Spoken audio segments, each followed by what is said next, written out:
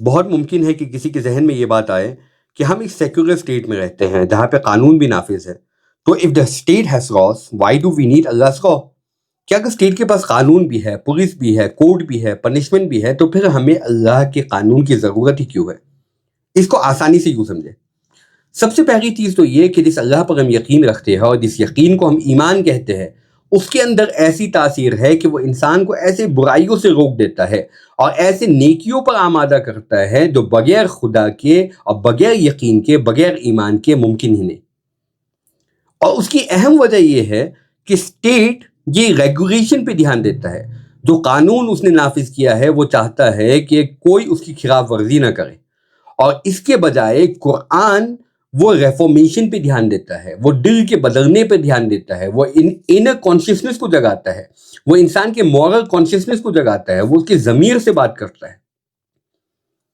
State کہتی ہے کہ مت کرو ورنہ سزا دی جائے گی، لیکن قرآن اس کے برخلاف یہ کہتا ہے کہ مت کرو کیونکہ یہ تمہاری روح، تمہارا گھر، تمہاری سوسائٹی اور تمہاری آخرت برباد کر دے گا۔ اسٹیٹ انسان کے ہاتھ کو روکتا ہے اور کوشش کرتا ہے کہ وہ اس گناہ کی طرف، اس کرائم کی طرف نہ جائے۔ اس کے برخلاف قرآن یہ محنت کرتا ہے کہ اس کرائم کے خلاف انسان کے دل میں اس کے لیے نفرت بیٹھ جائے۔ یہ بنیادی فرق ہے دونوں میں، اور اس فرق کو آسانی سے اس مثال کے ذریعے سمجھا جا سکتا ہے کہ 1919 کے اندر امریکہ نے ایک امینڈمنٹ پاس کرنے کی کوشش کی، اور اس میں کیا تھا کہ الکوہول، شراب کے کنزمپشن پہ، اس کے مینوفیکچرنگ پہ، اس کے سپلائی پہ، اس کے سیلز پر پابندی لگائی جائے۔ یہ کرنے والے کوئی مسلمان نہیں تھے، یہ کرنے والے خود ایوینجیلیکل کرسچنز تھے، پروٹیسٹنٹس تھے، کچھ سوشل ورکرز تھے جو کہ سارے غیر مسلم تھے۔ انہوں نے آواز اٹھائی کہ الکوہول کی وجہ سے اور جو ہے شراب کی وجہ سے family break down, abuse, domestic violence اور کرائمز کی ریٹ بڑھتی چلی جا رہی ہے، لہٰذا اسے ختم کیا جائے۔ اس کی کوشش انہوں نے کی، اور 1920 کے اندر والسٹیٹ ایکٹ وجود میں آیا اور اس امینڈمنٹ کو پاس کر دیا گیا کہ اس کے مینوفیکچرنگ پہ، اس کے سیلز پہ، اس کے ٹرانسپورٹ پہ پابندی لگا دی گئی۔ اور اس امینڈمنٹ کے پاس ہونے کی وجہ سے 40,000 ملین ڈالرز کا لاس مخالفین کو ہوا،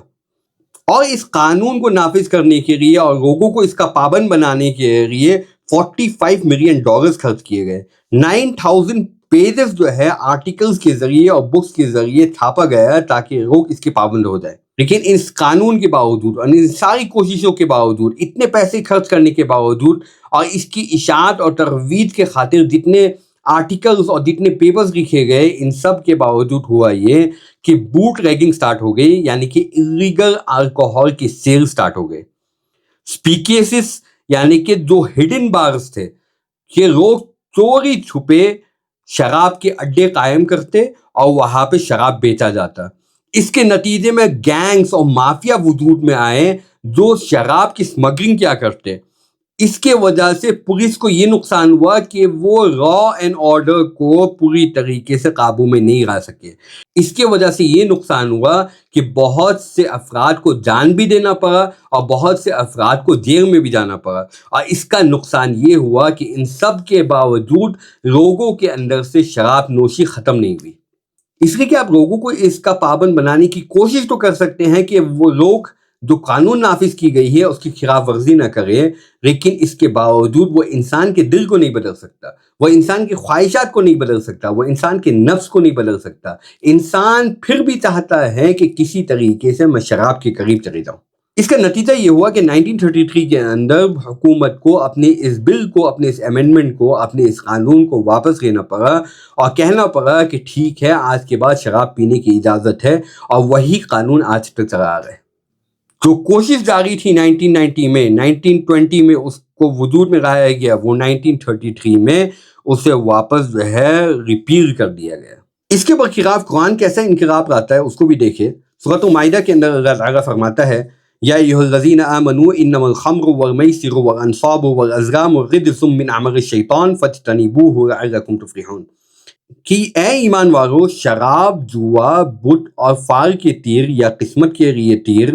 یہ سارے شیطان کے اعمال ہے، اس سے دور رہو تاکہ تم کامیاب ہو جاؤ۔ یہ ایک جملہ کہنا تھا خدا کا۔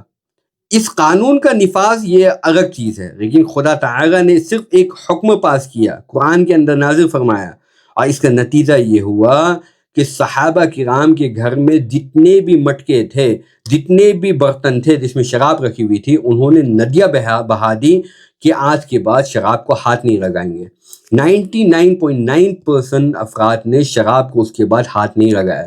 اور یہی چیز آج تک چلی آ رہی ہے کہ انسان، ایک مسلمان جو باشعور ہو، دیندار ہو، خدا کا خوف رکھتا ہو، جب وہ کسی شراب کے دکان کے پاس سے گزر جائے تو وہ شراب کی دکان کی طرف نظر تک نہیں کرتا، وہ اس دکان کے پاس سے تھوک کے چلے جاتا ہے، لیکن کبھی اس کے دل میں خواہش نہیں ہوتی کہ میں جا کر شراب پیوں۔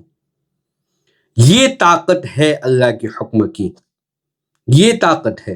یہ طاقت نہ کسی سیکولر کے پاس ہے،